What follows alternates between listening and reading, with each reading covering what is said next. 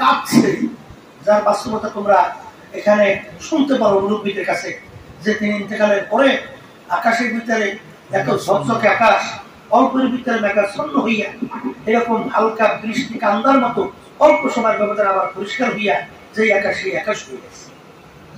এটা কিন্তু আমরা সুন্দরের দিক থেকে না, এইটা হলো আল্লাহর ভয়, যার ভিতরে যত বেশি পয়দা হবে তার ভিতরে আল্লাহ রাব্বুল আলামিন দুনিয়াতে সম্মানিত করবেন, আখিরাতে সম্মানিত।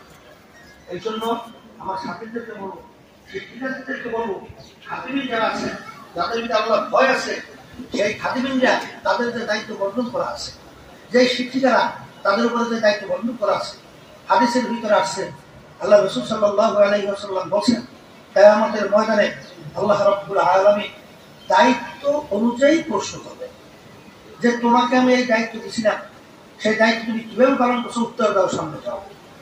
এই জন্য দায়িত্ব যাদের যেভাবে মাথায় বন্ধন করা আছে, যদি দায়িত্ব অবহেলা হয় কিয়ামতের ময়দানে ধরা খেয়ে যাবে। আল্লাহ আমাকেও মাফ করে, আল্লাহ দায়িত্ব জীবন আমাকেও পালন করে তৌফিক দান করে, এবং সবার ভিতরে শিক্ষিকা সহ খাদিমিনরা সহ যাদের যে দায়িত্ব দেওয়া আছে আল্লাহ সেভাবে পালন করে তৌফিক দান করে। আর বিশেষ করে অনেক খাদেমারা আছে বোর্ডিং এর দায়িত্ব, ছাত্রীদের মধ্যে আপনাদের খানা বর্তন করার দায়িত্ব দেওয়া আছে। অনেক খাদিমিনরা ঘটনা কাজটা ওখান থেকে আপনার যেভাবে বরাদ্দ আছে তার থেকে যদি আপনি বস্তু 2 টুকরা বেশি নেন, মাছ 1 টুকরা বেশি নেন, ডিম 1 কষ্ট হারাম মালের দ্বারা তৈরি হবে, তার জায়গা জাহান্নাম ছাড়া হবে না। এই কথাটা আমার না, এই কথাটা তো কোনো আলেমের না, এই কথাটা তো কোনো মোল্লা মৌলবীর কোনো মুফতির না। স্বয়ং আল্লাহ রাসূল সাল্লাল্লাহু আলাইহি ওয়াসাল্লাম বলেন যে রক্ত এবং কষ্ট হারাম মালের দ্বারা তৈরি হবে, তার জায়গা জাহান্নাম ছাড়া হবে না। আর আল্লাহ রাব্বুল আলামিন মুসলমানদের চরিত্র আল্লাহ রাব্বুল আলামিন কোরআনুল কারীমের ভিতরে বয়ান করেছেন, ওয়ায়ুসিরুনা আলা আনফুসিহিম ওয়ালাউ কানা বিহিম খাসাসা। আল্লাহ রাব্বুল আলামিন এই আয়াত নাযিল করেন কখন? এই ছাত্রীরা, এই শিক্ষিকারা, এই বিশেষ করে আমার খাদিমিনরা ভালো করে শুনে রাখেন, মুসলমান আপনার আমি দাবি করি সেই হিসাবে বলতেছি।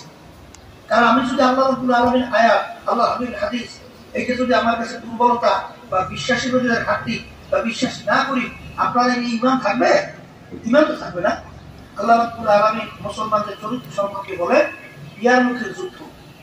আবু জাহল রাদিয়াল্লাহু তাআলা বলতেছেন যে আমার চাচাতো ভাই আহত অবস্থায় জমিনের ভিতরে পড়ে আছে।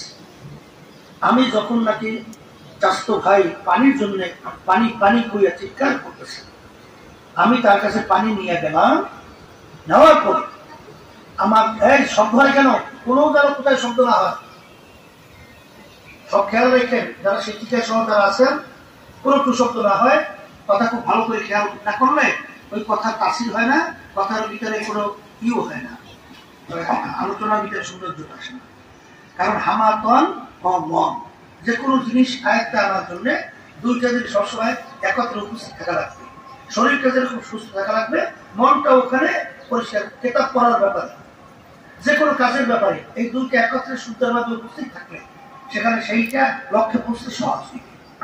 তাই যেই কথা বলতে চাইছিলাম, যখন আবু জাহল রাদিয়াল্লাহু তাআলা বলতেছেন আমার চাচাতো ভাইয়ের কাছে যাওয়ার পরে সে পানি পান করবে, আহত অবস্থায় পড়ে আছে, তখন দূর থেকে আরেক আল্লাহর বান্দা সে আহত অবস্থায় জমিনে পড়ে আসছে, সেও পানির জন্য চিৎকার করে উঠল, পানি।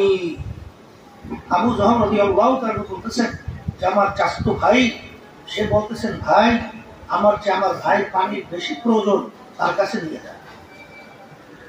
তিনি বলতেছেন আমি তার কথা অনুযায়ী তার কাছে যখন পানি নিয়ে গেলাম, সে পানি পান করবে, এমন সময় দূর থেকে আরেকজন বলতেছে পানি। সে বলতেছে ভাই আমার চেয়ে তার পানির বেশি প্রয়োজন, তার কাছে নিয়ে যান। যখন তার কাছে নিয়ে গেলাম, এই রাবি বলতেছেন যে আমি তৃতীয় আল্লাহর বান্দার কাছে যাওয়ার পরে দেখি তিনি দুনিয়াতে নাই, শাহাদাত বরণ করছেন।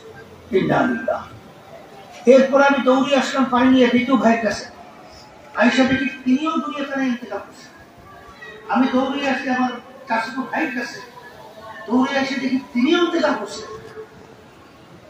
এখন চিন্তা করে দেখো যে ইন্তেকালের আগে তার পানির কত বেশি প্রয়োজন ছিল, কিন্তু যখন তার আরেক ভাই বলছেন পানি বলার সঙ্গে সঙ্গে তখন তার কাছে সে নিজের প্রয়োজনকে বাদ দিয়া তার ভাই প্রয়োজনকে অগ্রাধিকার দিয়েছে, এই আল্লাহ রাব্বুল আলামিন এদের এই আমলের কারণে তাদের প্রশংসা হিসেবে আল্লাহ রাব্বুল আলামিন বলেন ওয়ায়ুসিরুনা আলা আনফুসিহিম ওয়ালাউ কানা বিহিম খাসাসা, যে মুসলমানদের চরিত্র হলো নিজের স্বার্থের চেয়ে অন্য ভাইয়ের স্বার্থে, অন্য বোনের স্বার্থে অগ্রাধিকার দেয়, এ হলো প্রকৃত মুসলমান।